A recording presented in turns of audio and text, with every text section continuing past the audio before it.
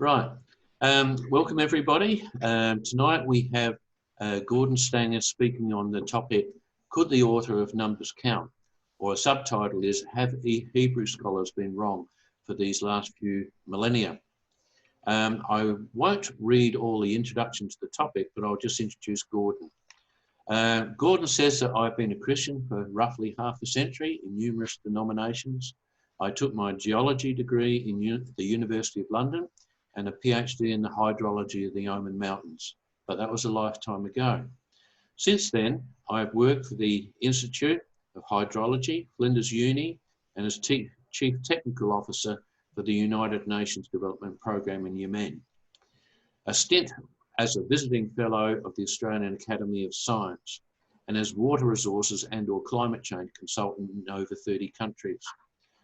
Well, it goes on, he says, most recently, I became the project leader for climate-driven migration for an NGO called Safe Ground. But anyway, tonight he's going to talk on an entirely different topic, which is more to do with the Hebrew in the Old Testament. So at that, I will hand it over to Gordon. So over to you, Gordon. Thank you, Kevin. Whenever anyone suggests there is an error in the Bible, there's usually an apoplectic response. Persistent errors? The Bible wrong? Impossible. The Bible is theopneustos, God-breathed, as Paul put it in 2 Timothy, inspired by the Holy Spirit, and is therefore infallible. So before anyone gets hot under the collar, I want to hastily clarify what's at stake here. I'm not in any way bashing the spiritual intent of the Bible, which is indeed divinely inspired. Jesus, the Son of God and our Saviour, is not under attack from me. The gospel of salvation is 100% safe. But the Bible was translated by fallible humans, and hence a small number of minor errors of trivial significance have crept in. They fall into 4 categories. Minor mistakes in the original text, questions of what was the original text anyway, such as Mark 16:9-20, which doesn't appear in any of the earlier manuscripts, misinterpretations of the original text, and mistranslations from the original text. It's 2 examples of the last category that I want to address today. As far as I am aware, English translations from the Hebrew contain only 2 significant errors in the whole of the Old Testament. They are aleph, which appears in 193 times from Exodus to 2 Chronicles, and Yam Suph. That's the Hebrew which appears 21 times in the Old Testament. There is no definitive transliteration of the Hebrew word aleph.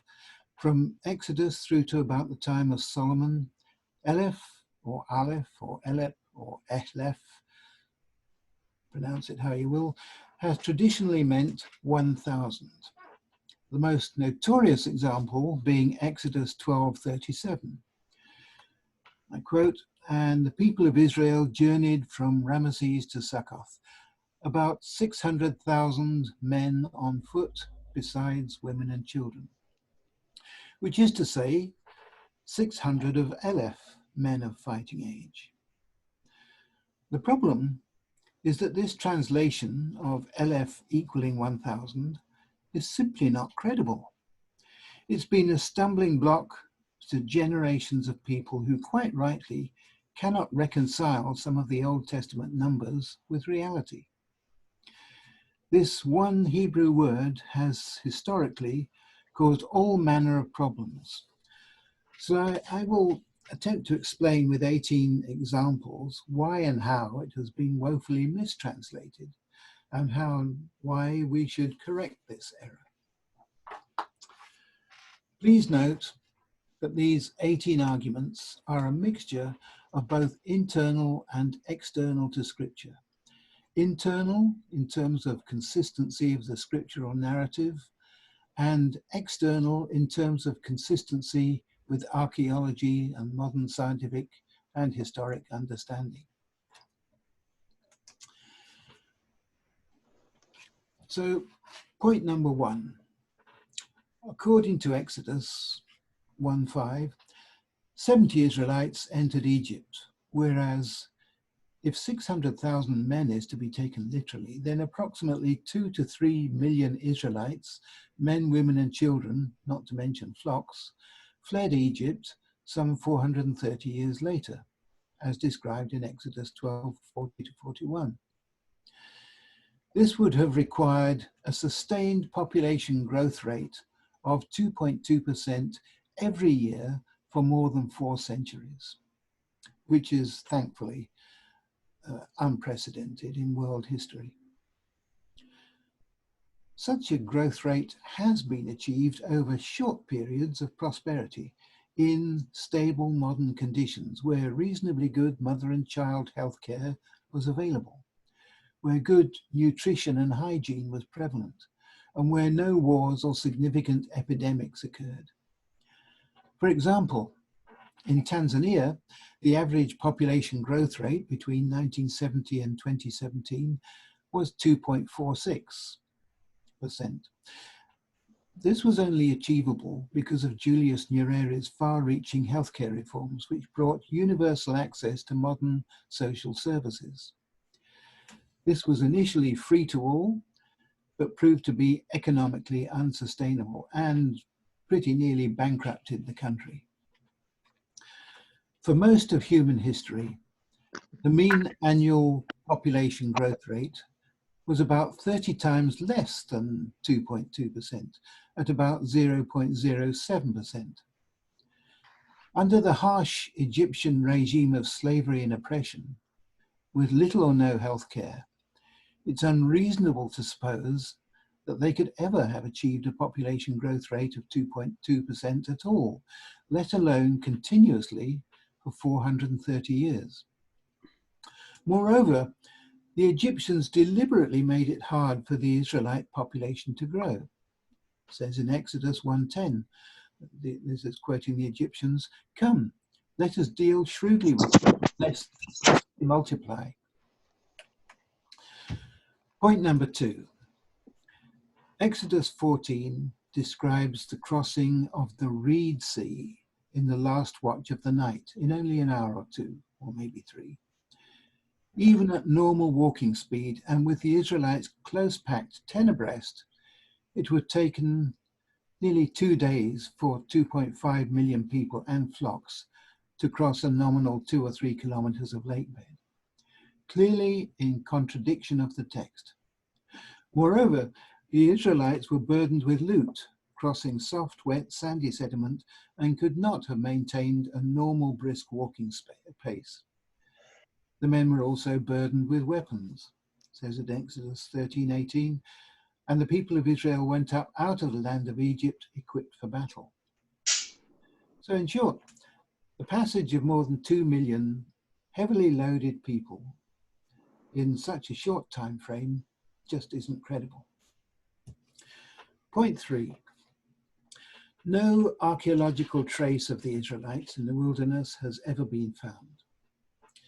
This is partly because archaeologists were looking in the wrong place, in modern Sinai, rather than in Midian. Nevertheless, the Israelites did cross modern Sinai in great haste. Is it possible that about 2.5 million people fleeing rapidly from the Egyptians could cross the Sinai Peninsula without leaving any trace of their passing? Not an arrowhead or shard of pottery has come to light. No dropped coins or bronze artifacts. No concentration of millions of campfires has ever been unearthed. For such a huge multitude to have left an absolutely zero footprint on the land is regarded by most archaeologists as unparalleled and preposterous. Hence, the number of Israelites must have been very much smaller. Point 4. the numbers were inconsistent with Scripture. In Deuteronomy 7:7, we read that Israel was tiny compared to other states. The Lord did not set his affection on you and choose you because you were more numerous than other peoples, for you were the fewest of all people. In addition, in celebrating the Israelite Exodus, Psalm 105, 12 and 13 mentions when they were but few in number, few indeed, and strangers in it, they wandered from nation to nation, from one kingdom to another. Egypt was the preeminent power of the day.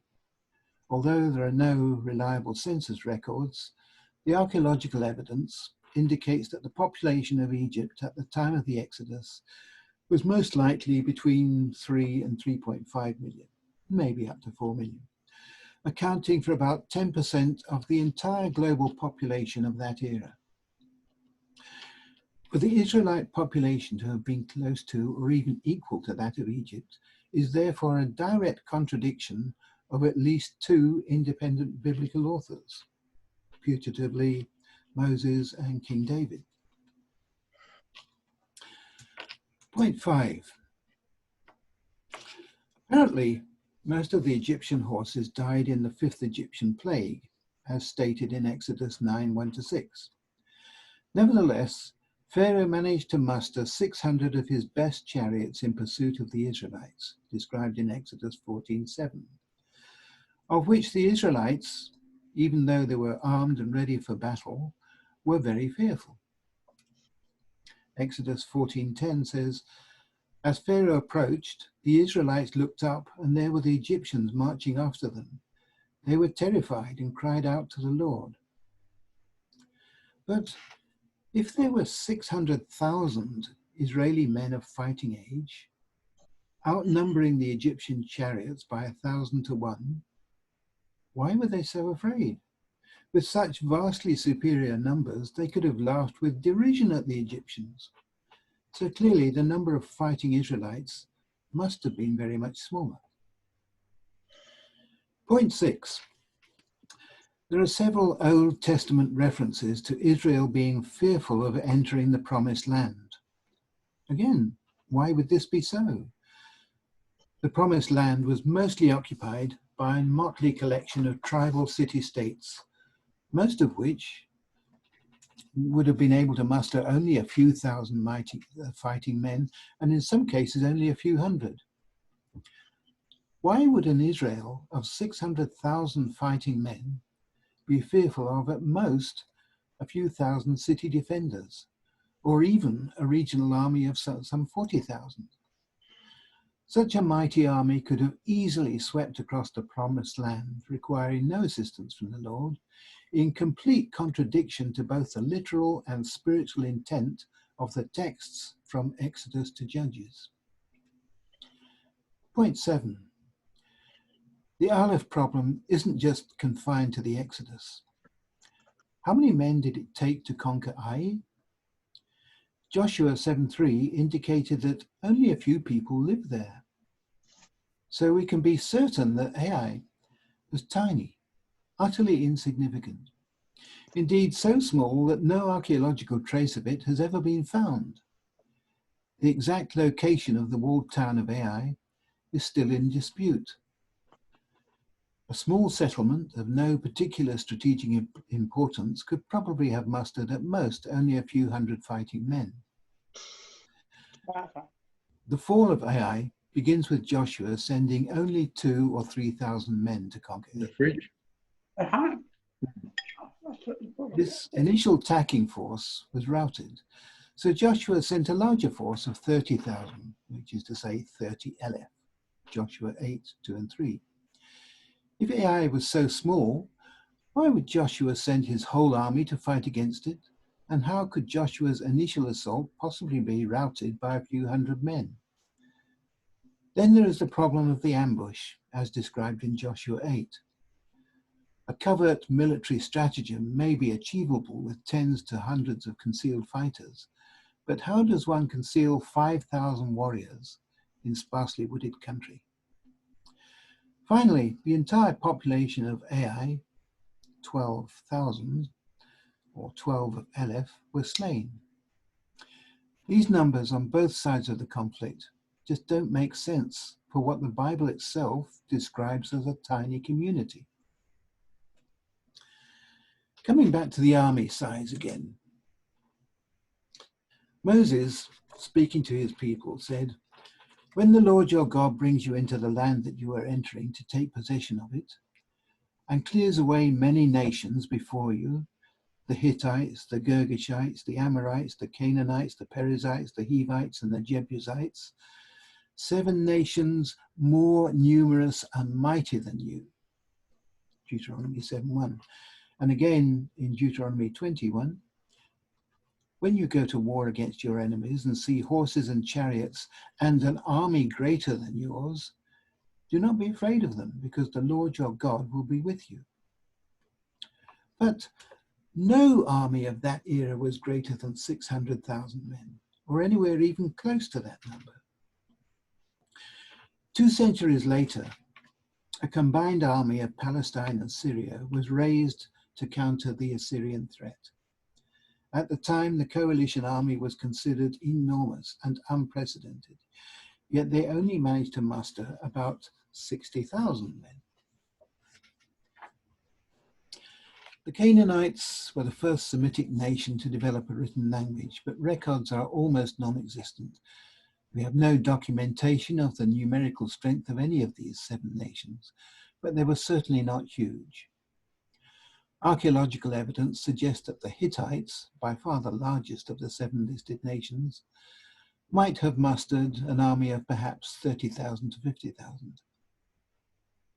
About 1,200 years later, a mighty army of vengeful conquest commanded by Alexander the Great marched east from Greece, Macedonia, sweeping across Mesopotamia and into India, with a regular army of between 32,000 and 47,000 men, swelled by mercenaries to between 60,000 and 70,000 men. This was by far the largest army of ancient times, but still very far short of the mistranslated 600,000 of Moses' men. Point 9. In Numbers 31, we read of Israel's vengeance upon one or several of the semi-nomadic tribes of Midian. It would seem that this was not the tribe near Mount Sinai, far to the southeast, into which Moses himself had married many years previously. The Moab Midianites of Numbers 31 had deceitfully seduced Israel into Baal worship at Peor, and were here punished militarily as recounted in Numbers 25. Peor, by the way, was close to Jericho, but on the other side of the Jordan Valley, both of them being centers of Baal worship. But the problem here is the unbelievable quantities of plunder. 675,000 sheep, 72,000 cattle, and 61,000 donkeys, not to mention 31,000 virginal young ladies. These numbers are wildly in excess of any plausible amount of nomadic livestock and virgins of anywhere in the Near and Middle East. Even allowing for paleoclimatic changes, all of northern Midian and Moab were certainly not rich pasture. It was much inferior to that of the rain-fed Israeli highlands, and it is very doubtful if even Israel at its peak could have supported 2/3 of a million sheep. Even with modern intensive farming methods, the number of sheep and goats in all of today's Israel is barely 500,000. A further problem is the plunder given by the Levitical priests to the Levitical priests, and as the Lord's tribute. According to Numbers 31, 32 to 47, this was a measly 1% and 0.1% respectively. Whatever happened to the tithe and tithe of a tithe according to the law of Moses? Clearly there's something wrong with the numbers. Point 10. In Joshua 46, we read about the fall of Jericho. At the time, the walled city of Jericho covered about 9 hectares, whilst cities of that area had a population of about 100 per hectare. So we can surmise roughly 900 people within the wall. Maybe double that number to include the surrounding farming communities, who would have taken shelter within the walls at the first appearance of the Israelite army. So let us generally estimate about 2,000 inhabitants in total, and perhaps 700 or so men of fighting age. Joshua 4:13 puts an Israelite army at 40 of Eleph, or 40,000. That is about a 60-to-1 mismatch in numbers of combatants. This is clearly inconsistent with both the literal text and with the spiritual intent. For example, Judges 7:2-8 speaks of 22,000, 22 of Eleph, fearful Israelite soldiers. Point 11. In Judges 12:6, Jephthah, a deplorable misfit with a chip on his shoulder, led most of Israel into a questionable dispute with one of the smallest tribes of Israel, Ephraim, of whom he killed 42,000, 42 Eleph. The problem is that in the census of Numbers 26:35, taken no more than 2 generations before this incident, Ephraim's population of fighting men was only 32,500. Even allowing for population growth, which is unlikely given the intertribal war footing of the time, if these numbers were correct, then the tribe of Ephraim would have been all but annihilated, whereas we know from subsequent Bible references that Ephraim was far from wiped out. Point 12. Judges 15:15 narrates how Samson killed 1,000, an Eleph, of Philistines with the jawbone of a donkey. Really? Is this plausible? No matter how strong Samson may have been, the jawbone would have disintegrated long before its 1,000th victim. Point number 13. So the Philistines fought and the Israelites were defeated, and every man fled to his tent. The slaughter was very great. Israel lost 30,000 foot soldiers. That's from 1 Samuel 4:10. Doubtless Israel's casualties were enormous, but losing an entire army of 30,000 men? Archaeological estimates of the Philistine nation indicate that their total population around 1100 BC was about 30,000, including men, women and children, and men beyond fighting age. Given such demographics, it's hard to see how 30,000 battle-hardened Israelite warriors could have been slain by what was evidently a very much smaller company of Philistines. Point 14. In 1 Samuel 13:5, the beginning of Saul's downfall is related thus. The Philistines mustered to fight with Israel, 30,000 chariots and 6,000 horsemen and troops, like the sand on the seashore in multitude. 30,000 chariots? No army of that era could possibly muster so many. The Philistines didn't have sufficient population to man so many chariots. The Philistines had 2 people per chariot. And in any case, where in Israel or Palestine is there a battlefield that could accommodate such a swarm? By comparison, by far the biggest chariot battle in 2nd millennium history was the indecisive Battle of Kadesh in 1274 BC, in which the undisputed world leader in chariot warfare was the mighty Hittite Empire. The Hittites formed a coalition with Syria to counter the military offensive from Egypt. We have no record of the number of Egyptian chariots, but the Hittites fielded 2,500 and the Syrians 1,000 chariots. By comparison, the much smaller nation of Palestine's capacity to field 30,000 chariots just isn't credible. Point 15.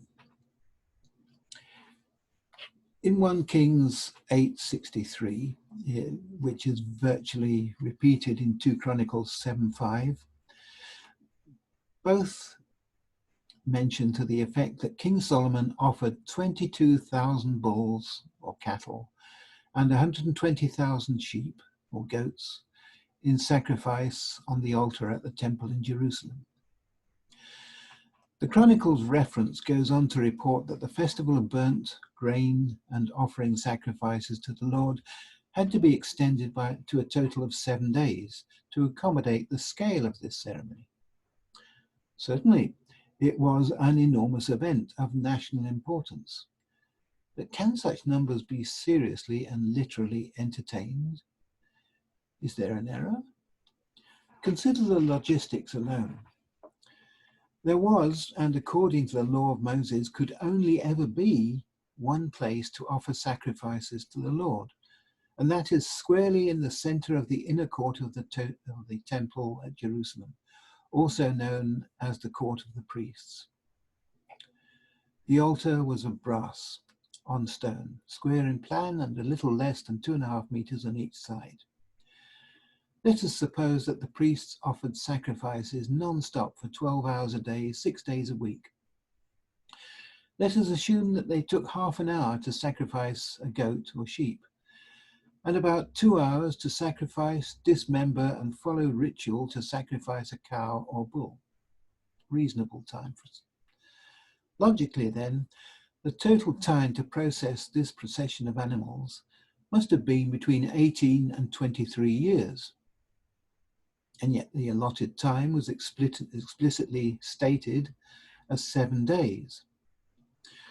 Quite apart from the logistic impossibility of processing this number of animals in so short a time, the loss of 22,000 cattle and 120,000 sheep and goats would have been a catastrophic and totally unsustainable economic loss to the country, voluntarily wiping out most, if not all, of the national herd of livestock. Moreover, the Levitical law required that for every goat sacrificed on the altar, a scapegoat must also be released as a sin offering on the Day of Atonement, Leviticus 16:5-26. As we in Australia know only too well, 120,000 goats released into the wilderness would have been an environmental disaster. We may also note that the customary requirement for sacrifice, even before it was formalized in the Mosaic law, was a tithe, a tenth.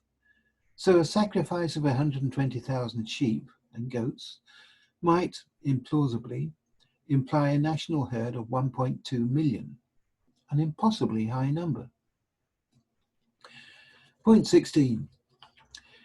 In 1 Kings 20, Ahab, the king of Israel, lined up his 7,000 strong army against a much larger force of Ben-Hadad, king of the Arameans.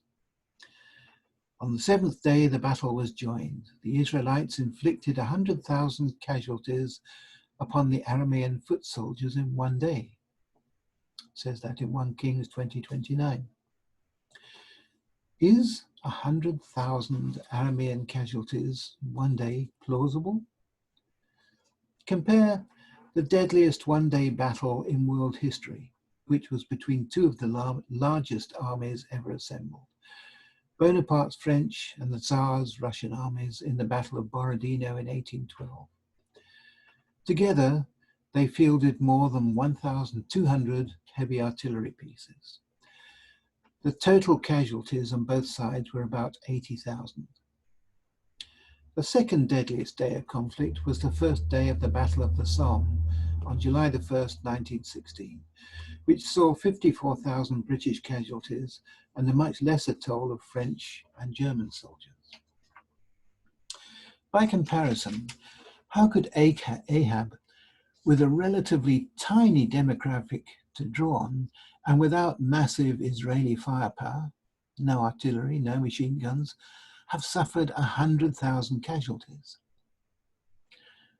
Similar statistics and arguments apply to the 120,000 Midianite swordsmen reportedly killed in the conflict of Judges 7 and 8, and another 120,000 apostate Judean soldiers slain in 1 day as described in 2 Chronicles 28:6. Notice how the numbers 12, 120, 12,000 and 120,000 keep cropping up.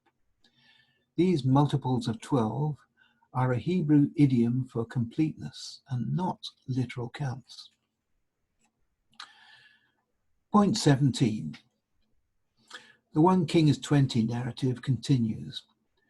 The rest of them, the fleeing Aramean soldiers, escaped to the city of Aphek, where the wall collapsed upon 27,000 of them, as narrated in 1 Kings 20:30. Now, Aphek was small. So small that we don't even know exactly where it was, although from the narrative description it must have been near the edge of the Jordan Valley, which is to say very close to or on top of a major transcurrent fault. Earthquakes are well known to occur along this geological feature, with a theoretical magnitude of up to about 7.7 and with an average occurrence frequency of about 137 years. So a seismically triggered and divinely timed collapsing wall is eminently plausible. But nowhere in the world is there a wall big enough to collapse with a loss of 27,000 lives. For comparison, when the huge crowded city of Kathmandu was hit by the Gorkha earthquake on April the 25th, 2015, that was a magnitude 8 quake, a bit more than happens in the Jordan Valley. A total of almost 9,000 people over the whole region died and 22,000 were injured. Many large walls collapsed, but no individual wall killed more than a handful of people. I know about this very well because I was actually in it and I was lucky to have escaped alive. One of the features is that people are not fools. They instinctively move away from walls as the earthquake is happening. Just to look at this slide a moment, you'll notice that all the people, just minutes after the main earthquake, they're all out in the middle of the road. They're getting as far away from buildings and walls as they can, and they stood like that for a long time, well aware that aftershocks can bring down walls. To take another example, in Luke 13:2-5, Jesus referred to the collapse of the Tower of Siloam. Archaeology indicates a 6-meter diameter foundation for this tower, a large structure for the New Testament era, yet its collapse killed only 18 people. By comparison, to kill 27,000, 27 Eleph people would have required total collapse of a gigantically high wall at least 10 kilometers long, with a large crowd along its entire length, all of them dumb enough to huddle at the foot of the wall during the earthquake.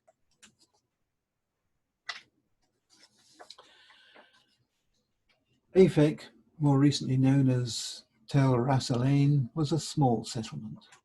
There never was such an enormous wall in a heavily populated area.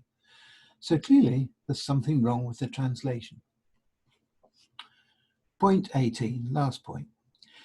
As a general point, if the numbers in the English Bible translations are literally true, then the total casualties in all the conflicts described between Exodus and 2 Chronicles amounts to roughly 1.4 million, and that's excluding losses on the winning side.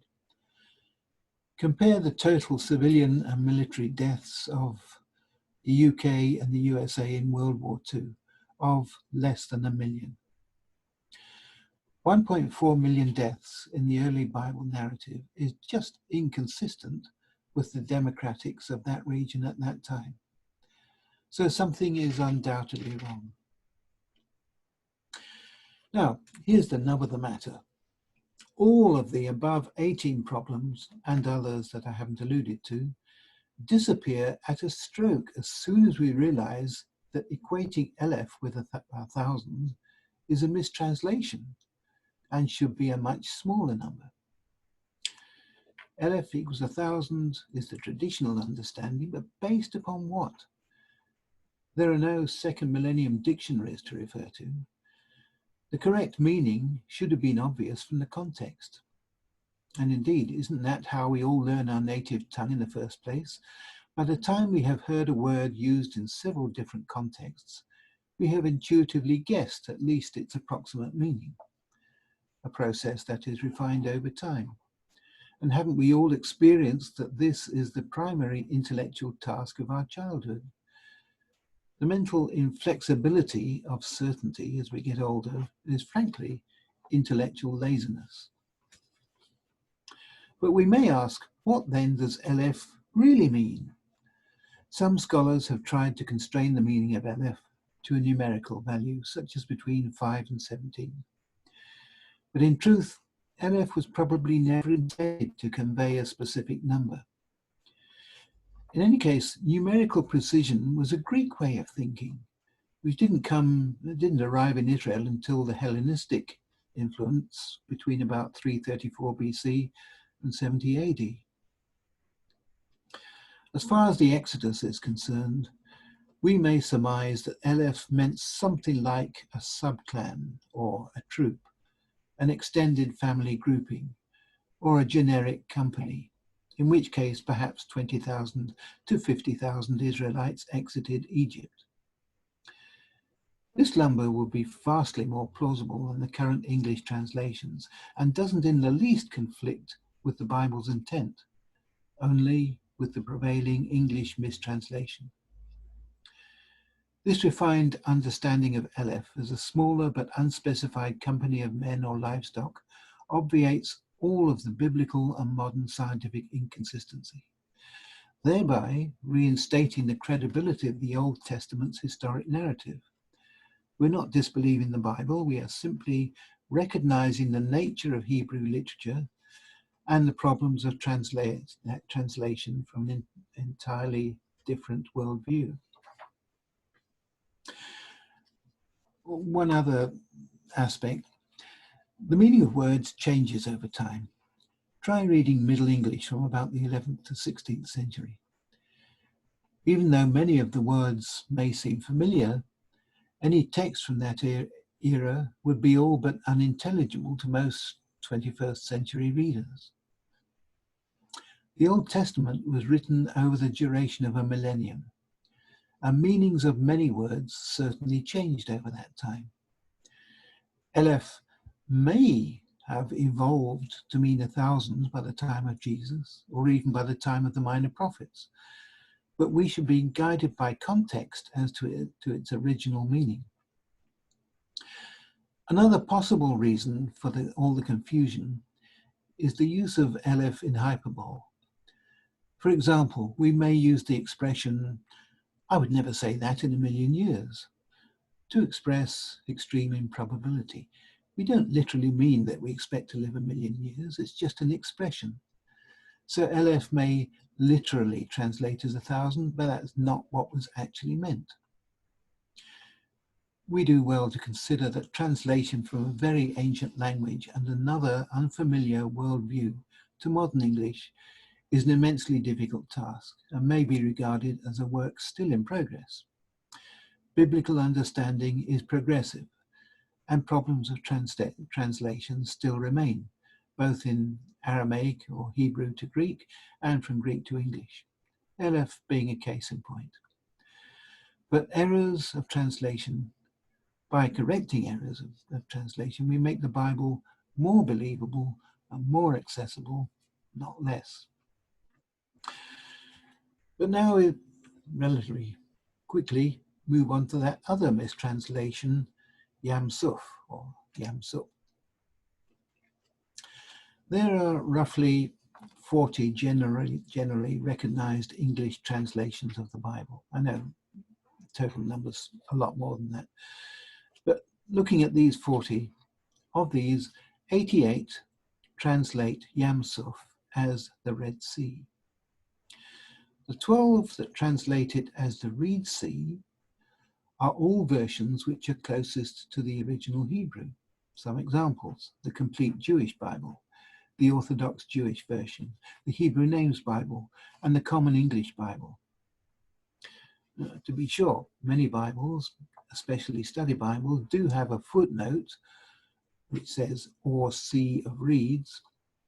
In other words, most Bible translators in the English-speaking world know very well that Red Sea is mistranslated, but they're under such pressure from traditionalists that they haven't the courage to correct this past mistake.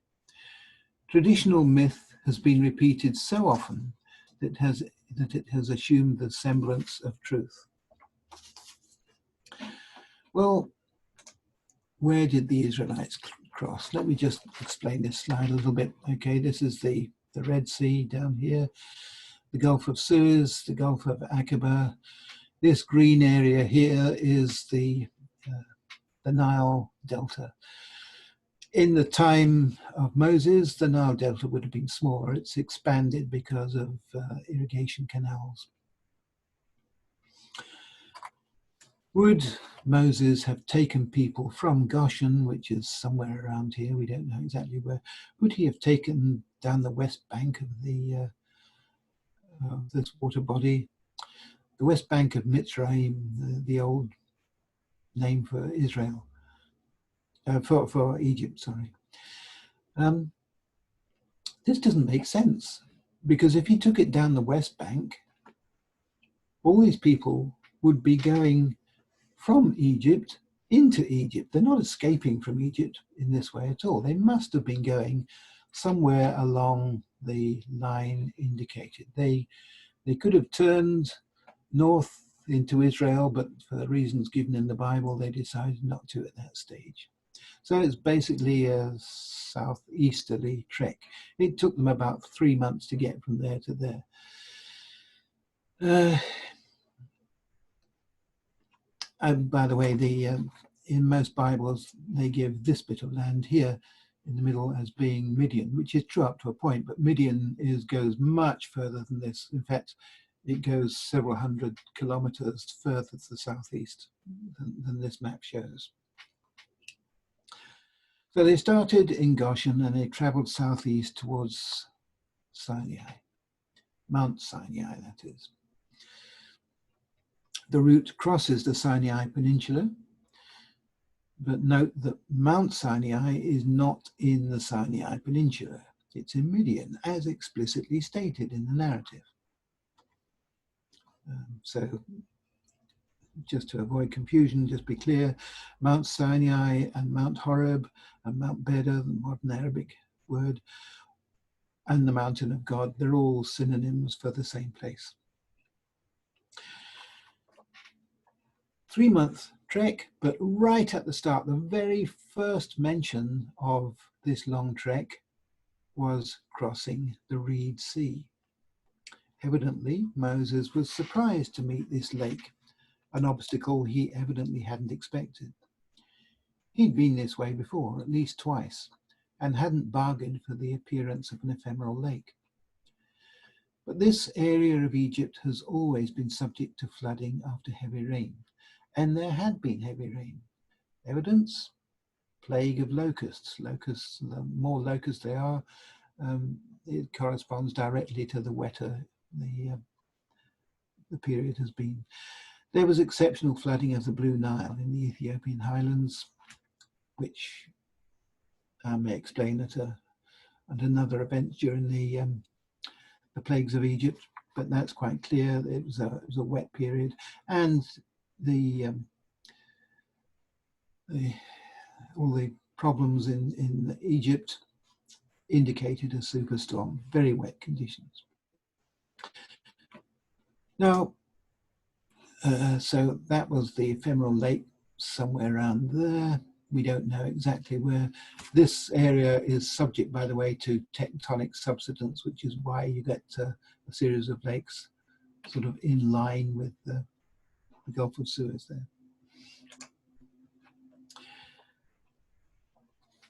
This picture, vivid imagery, the sort of thing many of us saw in Sunday school. Yes, vivid it may be, but it's somewhat misleading, and when you look at it in detail, there's at least 8 things wrong with this image. Consider the verse in Exodus 14, 21 and 22. Then Moses stretched out his hand over the sea, and all that night the Lord drove the sea back with a strong east wind and turned it into dry land. The waters were divided, and the Israelites went through the sea on dry ground with a wall of water on their right and on their left. There's an obscure subset of scientists called limnologists. They are specialists in lakes, in the science of limnology, which is lake morphology, physical evolution, lake ecology, lake stratification, and lake dynamics. On reading Exodus 14:21, any limnologist would instantly know exactly what was going on. It would be so blatantly obvious that he or she wouldn't even have to think about it. It's a process called seiching, and it has been very well studied. Here's how it works. There is initial wind setup. This is a vertical section. Here's a lake. There's the lake level. The wind blows through the night and it pushes the water up towards one end of the lake.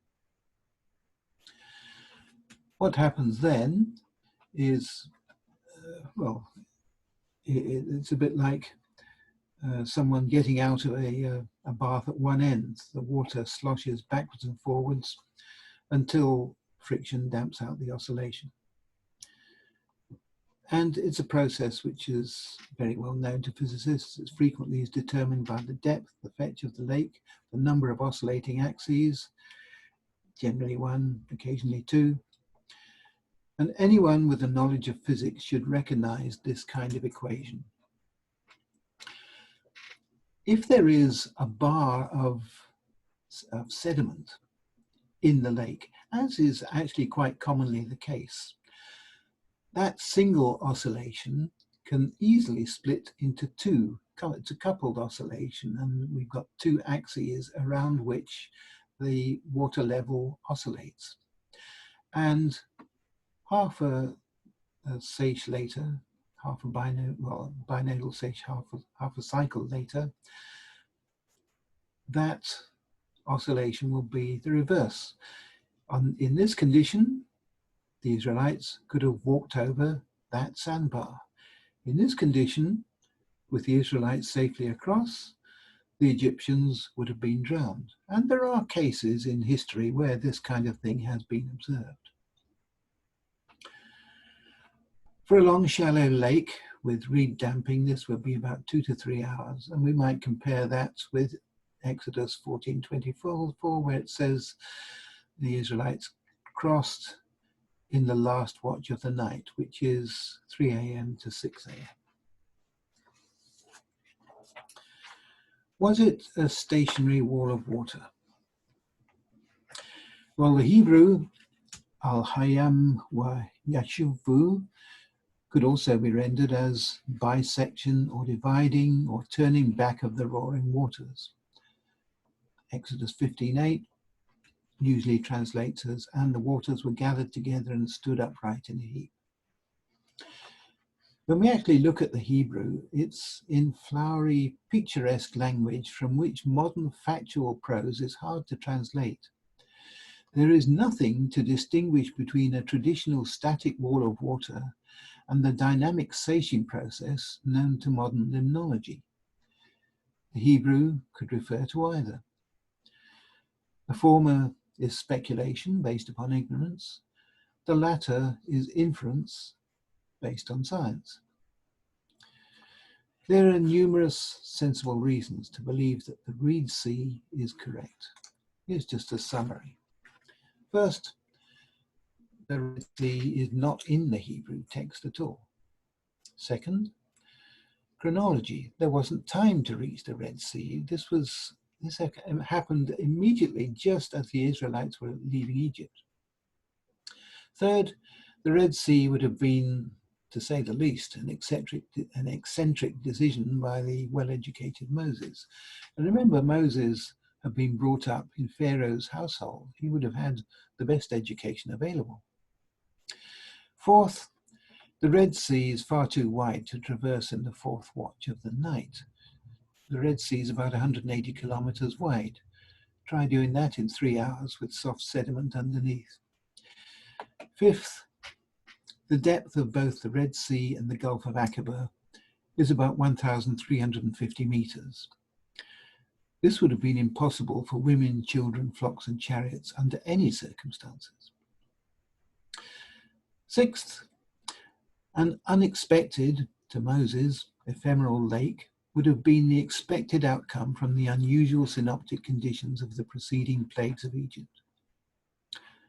7, choice between rational, very low probability events or God doing the impossible. Well, most people would choose Occam's razor and go for the very low probability event.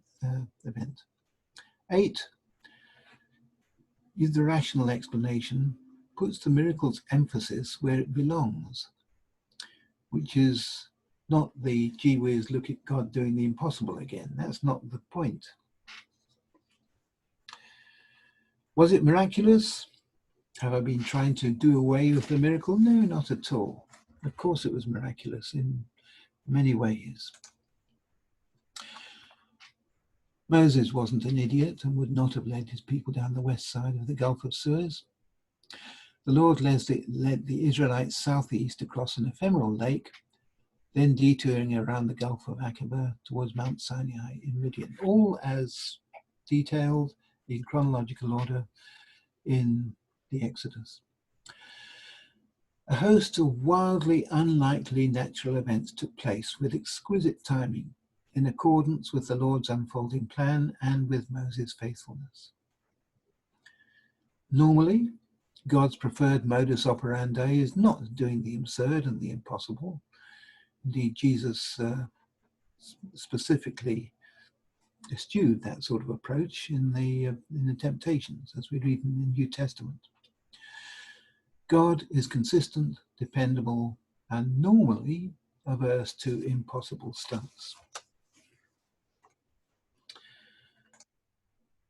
So, who cares? Why do we bother about Eleph and Yam Suph at all? Because for some, these mistakes loom large as intellectual obstacles to faith, impediments to salvation. Paul, in writing Romans 14:13, said, "But rather determine this, not to put an obstacle or a stumbling block in a brother's way." And that includes intellectual obstacles to understanding Scripture. There is a danger that in belaboring the superficialities of what actually happened, we place an entirely inappropriate emphasis on the miracle.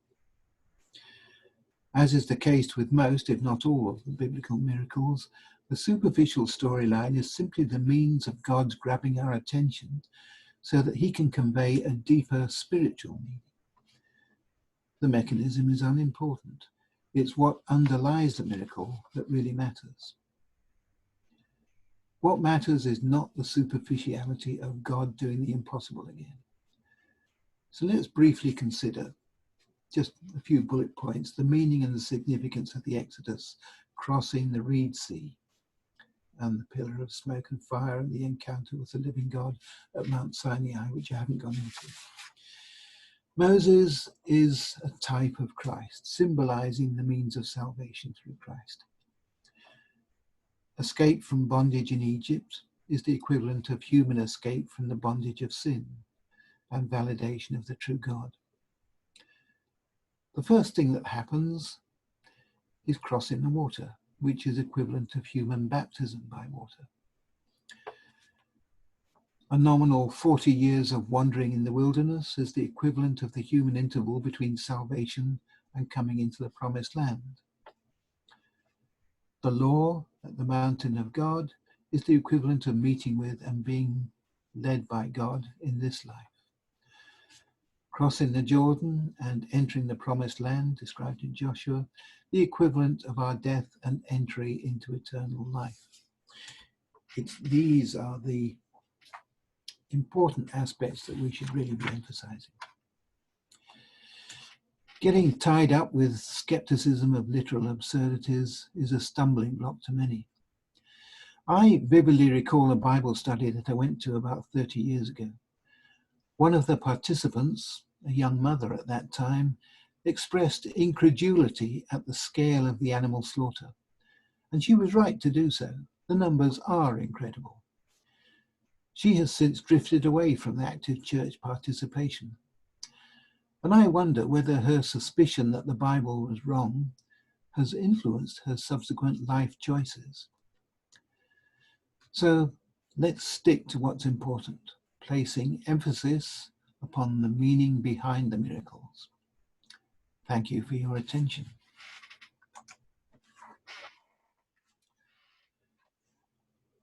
Okay, questions and discussion. Yep, I'm online now, and I will unmute all. Can you stop sharing your screen? Yep. Thank you, and we'll go into gallery view. Okay, thank you very much. That was great. What I'll do first is, as I've done in previous occasions, is go through some of the chat comments to initiate the discussion, then we'll go into open discussion. Right. First of all, from Brian, so would you like to defend your comment? You got 1 times less than 2.2% is 0. So 30 times less is more than minus 60%. Oh. Exodus 1 suggests that the birth rate of the Israelites was very high. So 2.2% is actually credible. Those are two separate statements. All right, okay. Would you like to explain yourself, Brian? Well, first up, you've got the population is supposed to be 2.2%. 30 times less than 2.6% would have to be a drastic reduction in population rather than increase, because 1 times 2.2 is 2.2. So 2.2 minus 2.2 is 0, and that's just 1 times less. So 30 times less is a whole lot more less. Did anybody understand that? Lost me a little bit. No, we're talking about the annual growth rate. Now, superficially, it looks like an annual growth rate of 2.2%. Now, you divide that by 30 and you come to a growth rate of 0.07%. So that's not 30 times less, that's just 1/30th. Okay. Excuse my phraseology, I may have got that a bit misleading. Right, so are you happy now, Brian, or what? Yeah, that one. Before I go any further, I'd like to say that I agree with your basic premise that those numbers are not really a correct interpretation, that it's something has to be something a whole lot different. But that being said, in Exodus 1, it suggests that the birth rate of the Israelites was actually very high, such that they were multiplying very quickly, and the Egyptians were very concerned about them. So in that sense, 2.2% is actually a credible figure. Even if I happen to agree with you that the ultimate result of that is probably not. So there are other reasons, other good reasons for a smaller number, many of which you brought up, and those are valid, but 2.2% is not actually an incredible figure. I think it is an incredible figure in essentially what was a low middle income country. And in order to sustain an increase like that, you would have had to have had modern, or the equivalent of modern obstetric care. Yeah, and the point is, I think, 2.2 is sort of the upper limit of what might be reached temporarily. But 2.2 every year for 430 years, that just doesn't make sense to me. Well, I would assume there was some years more, some years less, but an average, if they were specifically said to be multiplying quickly and doing a whole lot better than the Egyptians in general and is normally expected at the time, that does kind of seem reasonable. 2.2% doesn't seem too drastic. I think also you've got to consider, well, okay, from a natural point of view, that might seem like a high rate in a pre-antibiotic world, but you're taking the miraculous out of it. And I think God's hand was upon them, as it does say in Scripture. So while the numbers may be different, I can't see why God couldn't have blessed what their population so that they survive better than you would expect. Just one comment here, if I may. First of all, Numbers itself contradicts itself. You go into Numbers 43, it talks about the number of firstborn is only 21,000. All right, just after you got the 600,000, you get with the aleph, you get to 21,000 firstborn. Try and calculate that. Okay, 600,000 fighting men, possibly 800,000 men altogether. And if there's only 21,000 firstborn, that means there are only 21,000 mothers. That means they're going to have 40 sons. Now, I don't know, Ron, you're a mother here amongst us. Can you imagine having 40 sons? Plus daughters? There's something missing in that. Yeah, well, there's something, we're probably not getting the whole figure, the whole calculations in it. Well, I'm just saying Numbers 3:43, 21,000 firstborn completely contradicts what happened a couple of chapters earlier. I think polygamy was approved of then rather than so it may not have been all the same. Yeah, but the first, well, perhaps, but 21,000 firstborn sons, and yet we have 600,000 fighting soldiers. Then, yeah, there's a lot of mothers had a lot of sons. But then they when you consider, like, there's one Caleb and Joshua, right? After Moses died, Caleb and Joshua were considered at 80 years of age, right? They were very old men, considered valiant and fit fighting men, as young as they would have been 40 years earlier. So perhaps some of those numbers are the older men included in that. I don't know, like the 41,000 you're talking about over a period of decades, not just one.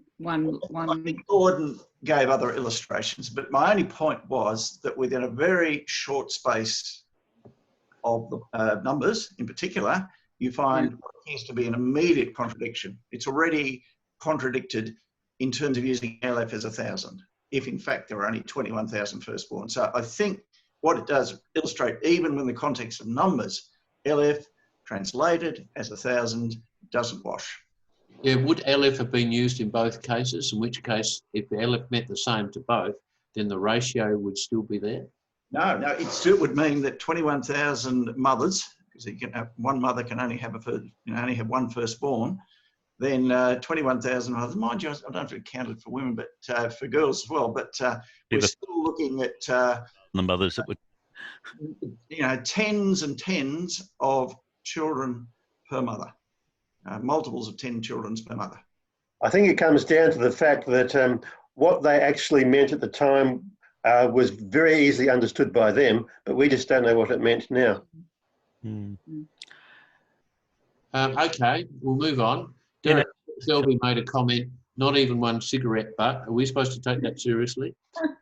Definitely not. Okay, we'll move on. The next one is from Stephen, an anthropologist who studied a remote Amazon tribe isolated from external civilization, observed a population growth rate of up to 5% over a decade. Yeah, 5% per annum, I meant to say, 5% per annum. So, there is independent tests of other groups, and in fact, the follow-on one is that the population of Jews just before the Holocaust, just before World War II, ended up, someone's calculated about 3% per annum. If you go back to all the other problems they've had, the Roman wars under Titus, etc., they do have a large, over a couple of thousand years, it has been consistently up or around about 3,000 when averaged out over all the calamities they've faced. Well, just on the numbers of children, my grandmother used to boast that she had about 100 first cousins. Yeah. It was cool she used that because she couldn't count them all, but all it takes is 10 kids per generation, and if everybody does that, you do have 100 first cousins. Yeah.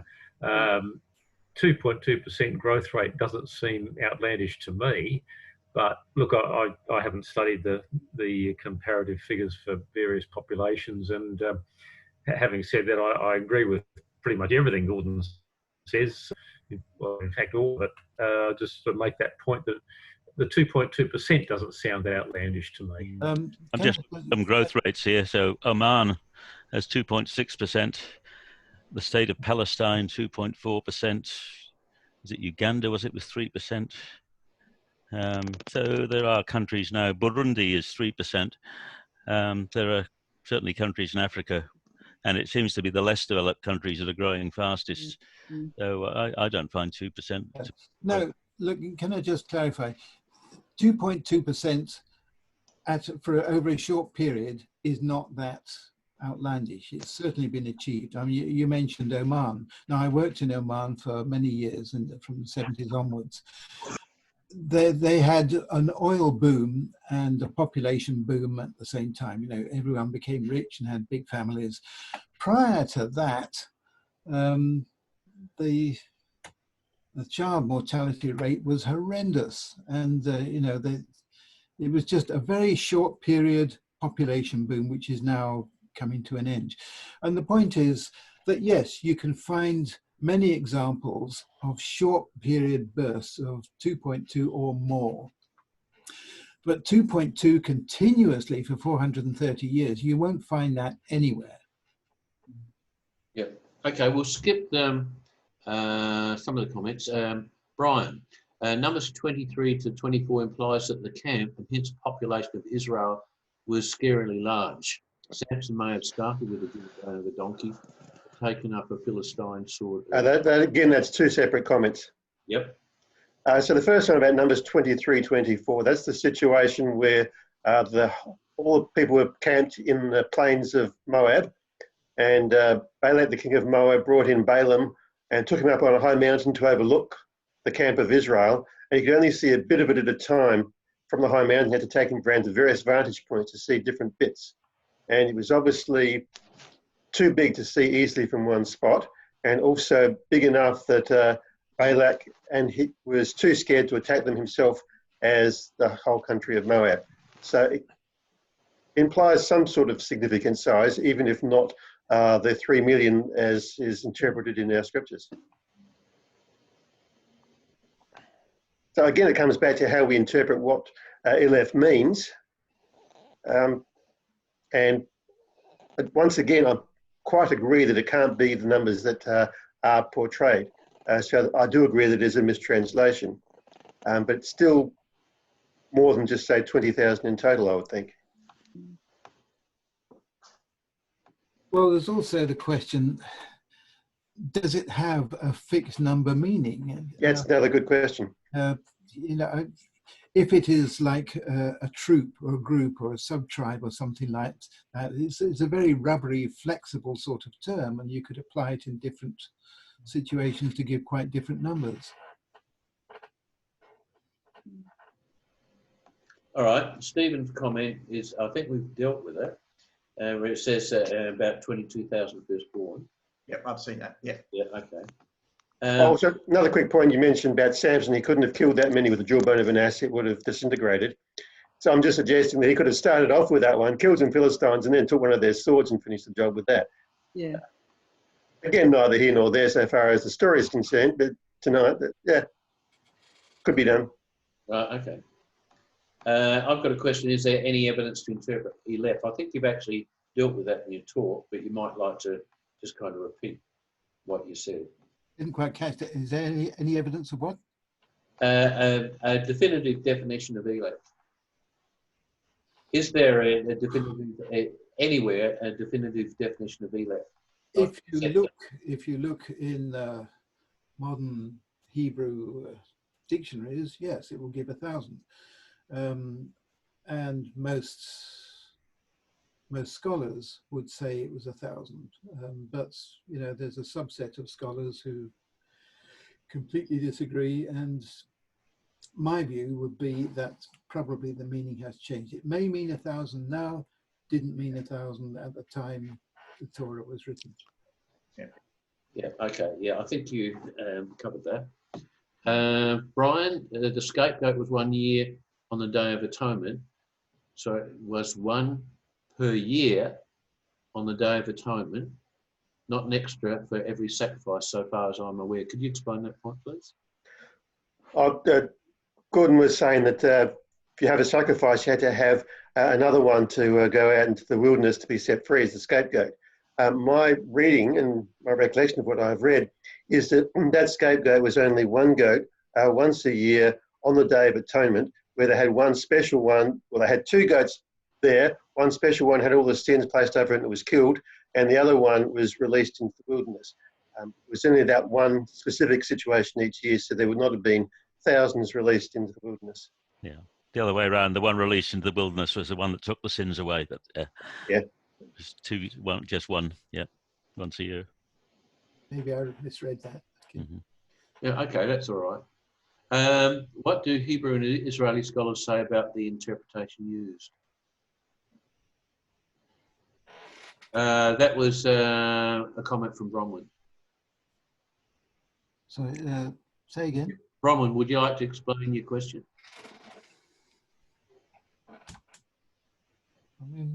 I think Bronwyn's frozen. Ah, okay. Uh, The JPS Bible is the Hebrew Old Testament, the Jewish Old Testament, and they translate the word 1,000. Yeah. So I guess the current view of Jewish scholars, like the general Christian ones, is that the word means 1,000. That's what the dictionaries have. All right, good. And Bronwyn made another comment, perhaps the water course was different then. And sorry, can I just one thing there. It wasn't noted in my Bible that the term 1,000 may have stood the word squad. So it was a military term to define a particular number of people in a particular, division or brigade or whatever you call it. And the number in that may have subsequently changed and become interpreted as 1,000, whereas back at the time numbers was first written, it was referring to a squad or a regiment or something which might have been less than 1,000. But the way Eleph is used, there are many cases where it doesn't seem to have any kind of military connotation at all. Yes, okay, fair enough. Bronwyn, we were talking about you while you were frozen. Did you actually hear that? No, I didn't. No, sorry. I dropped out. Yeah, okay. You made a couple of comments.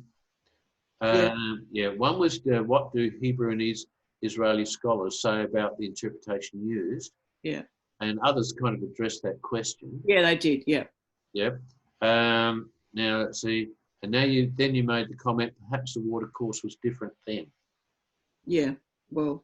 Which water course are we talking about? The Red Sea or the Reed Sea. The Reed Sea. Yeah. Or the Red Sea. I just wondering whether it was different. Well, do you mean the Red Sea or the Reed Sea? Frozen again, but I think you can answer that anyway. Yeah. The Reed Sea is an area, even today, there are several lakes in what is, broadly speaking, the line of the Suez Canal, which links some of the existing lakes. Now, lakes like that, in a very slightly tectonic depression, there's a sort of balance between sedimentation filling it in and tectonics making it deeper. And that's been modified and continued to be modified for, well, certainly since the earliest time of Egyptian civilization. And the tectonics have been going on for the last 30 million years. So what we've got is a series of slight depressions which become ephemeral lakes in very wet conditions, but you can't really go back to it today and say it was this lake or that lake, because the whole environment is in flux. Lake configurations evolve over time, so it's almost impossible to now say exactly which lake it would be.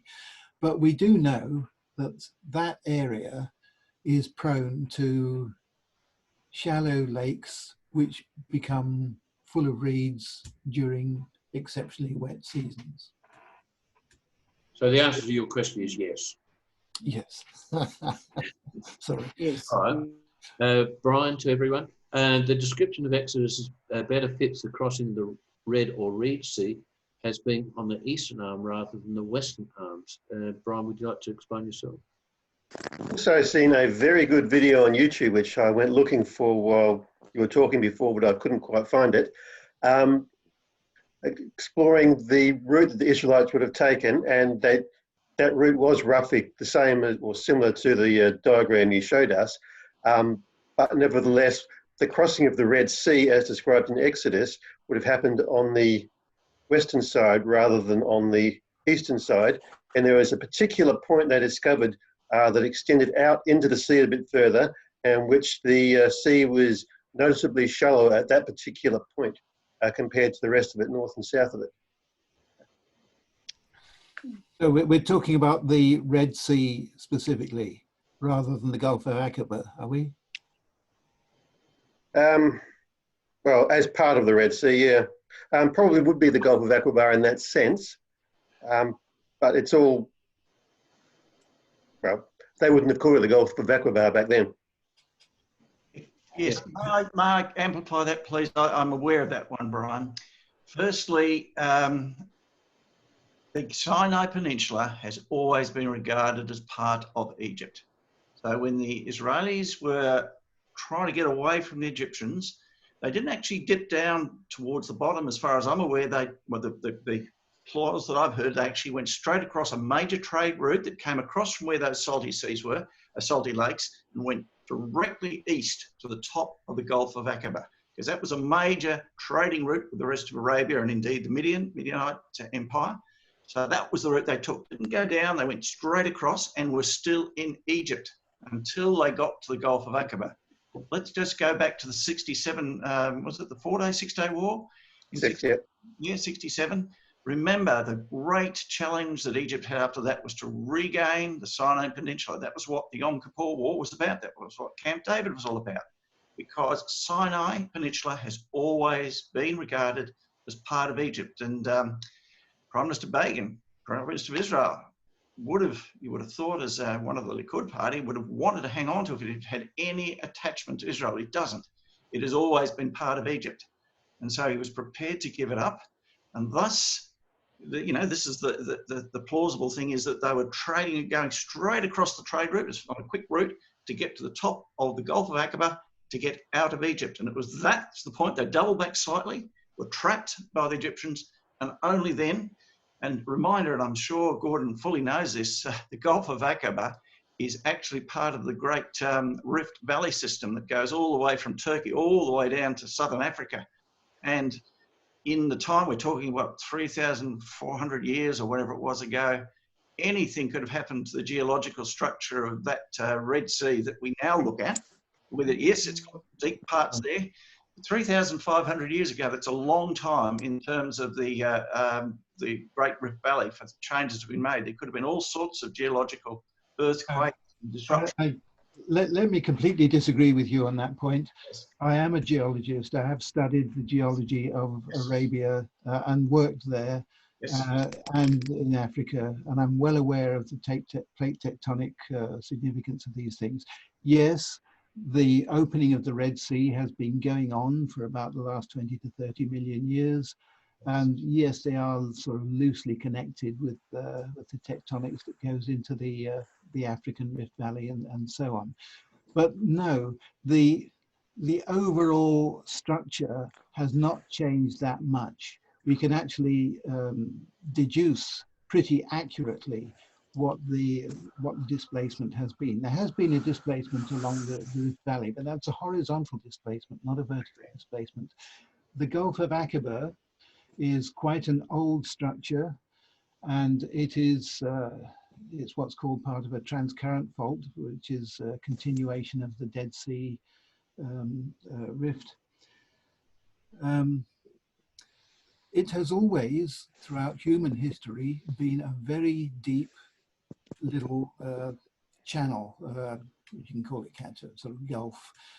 It's 1,350 meters deep now, and it would not have been greatly different in the last 500,000 years or so. As to the taking the trade route right across to the top of the Gulf of Aqaba, I don't think that can be quite right, because if you actually read the Exodus narrative, they made a specific detour around that Gulf. Now, if they'd taken the trade route, they wouldn't have needed to make any specific detour. Not only that, but the direction they were traveling in, they were following the pillar of cloud and by day and the pillar of fire by night. That was that volcano in the land of Midian. That would have been before them throughout most of their journey if they had taken the journey as I had depicted. If they had taken a journey across the trade route, that would not have been before them. That would have been very much to the side, whereas it specifically says those pillars were before them over a very long period, over about a 3-month period. Look, I fully agree with your definition of where Mount Horeb is. Absolutely. It is in Midian, it's in Arabia. Paul says that in Galatians. I agree with too with that. I absolutely agree. But the point, there was one final point. As I say, they were escaping from Egypt, and historically in our own time, we know that Sinai has always been regarded as Egypt. So they were actually only leaving Egypt when they got to about the Gulf of Aqaba. Yeah, but you're talking about history and comparing that to 3,000 plus years ago. At the time, Egypt was very much that Mizraim concept, that strip of land to the west of the Red Sea. Now, technically, they liked to claim part of the Sinai Peninsula, to the extent that the Egyptians sent out patrols across that, or at least the western part of that.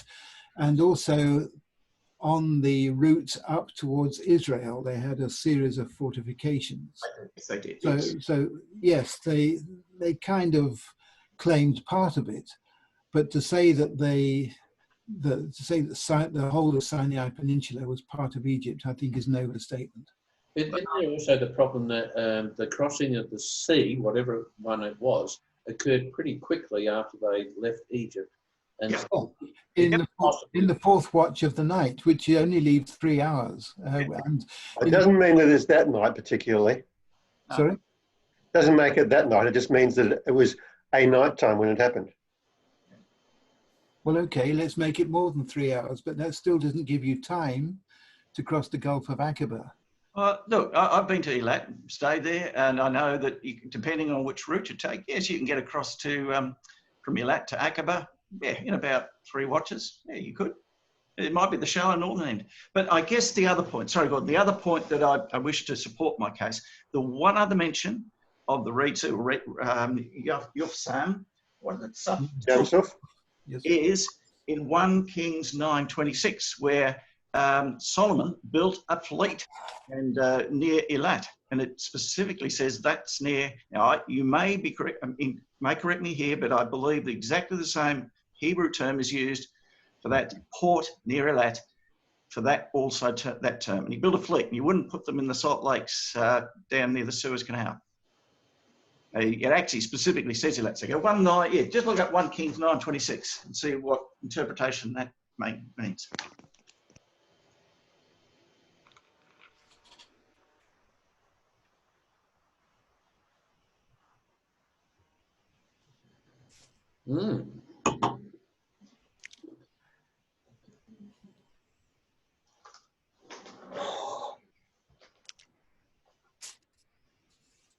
if anybody has looked it up, feel free to share it on the screen.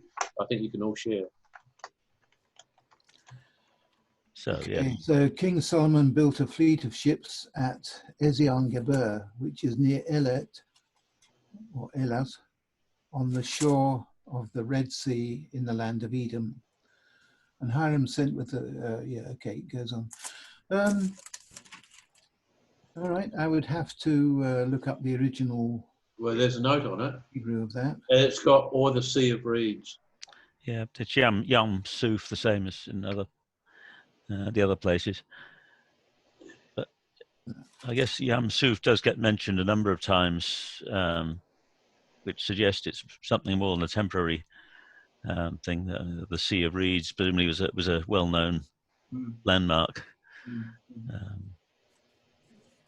And I mean, yes, the Red Sea was another name for it, I think. Well, that's thrown the cat amongst the pigeons. Sorry?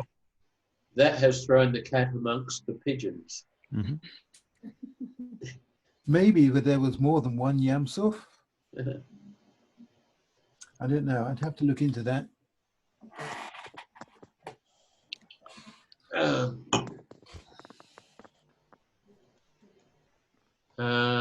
Okay, moving along.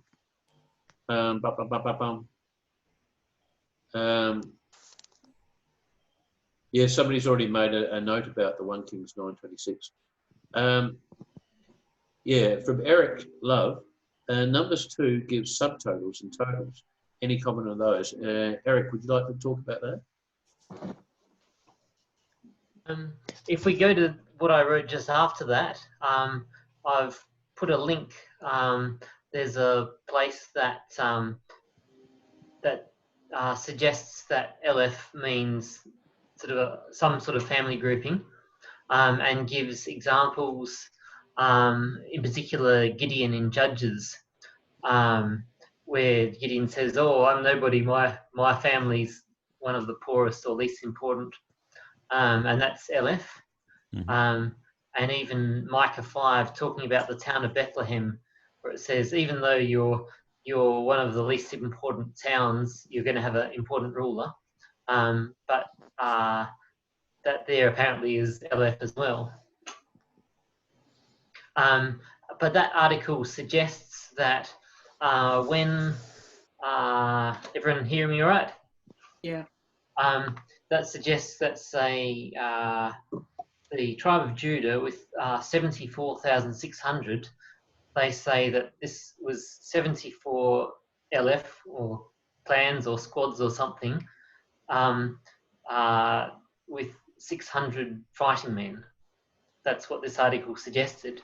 But the problem with this is that this chapter also gives subtotals and totals, which match treating them as actual thousands. So the totals suggest that it is meant to be thousands, even though otherwise the Eleph just being some sort of squad or family group seems more appropriate.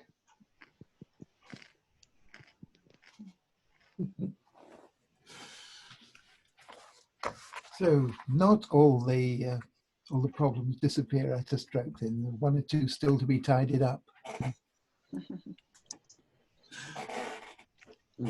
Well, okay, that's the finish of the chat comments. So just feel free now to ask any questions and make any comments.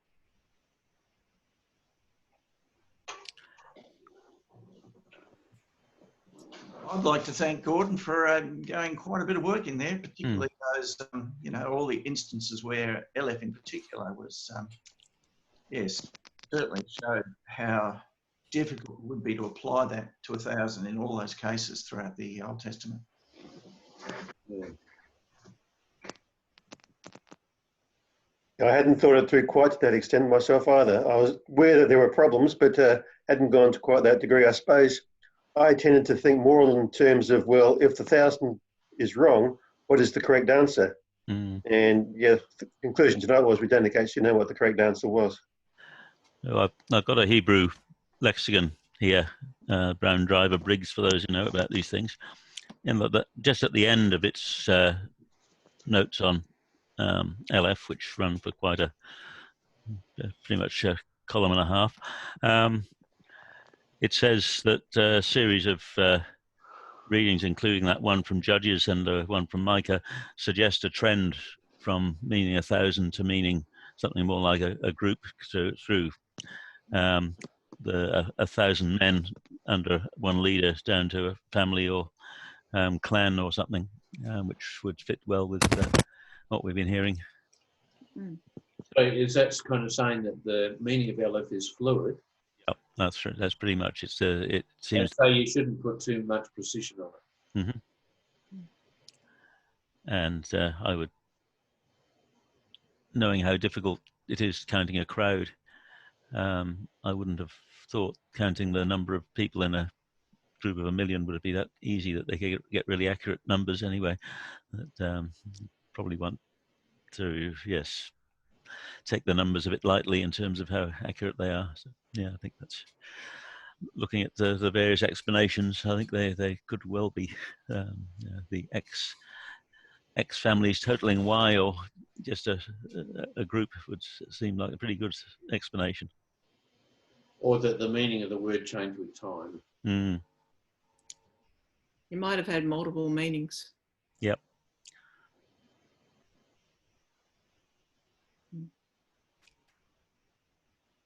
Right. Feel free.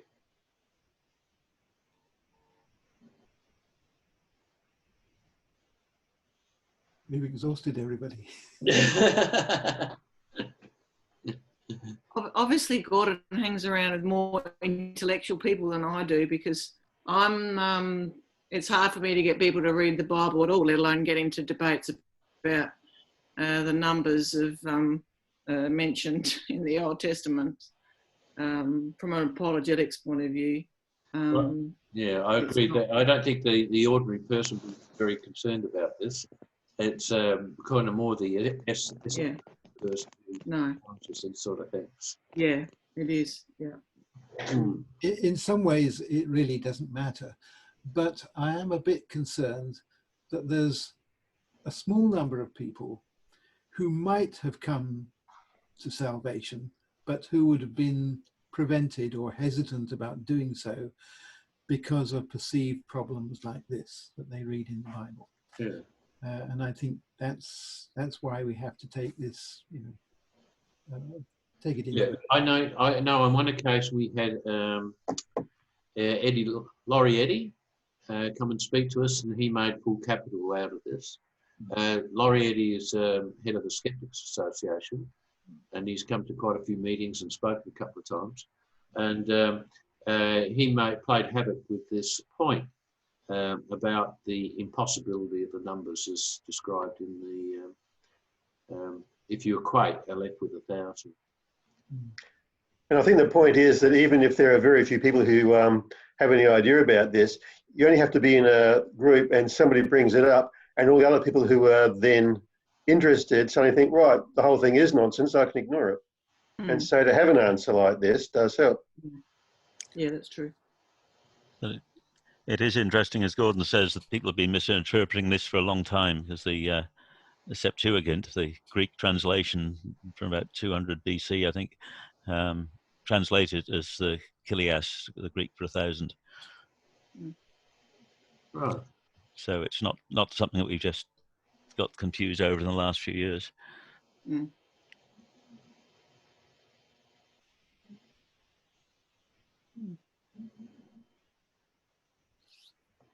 All right. Has anybody got anything else? All right. Okay. If nobody's got anything else, what I will do is I'll stop the recording.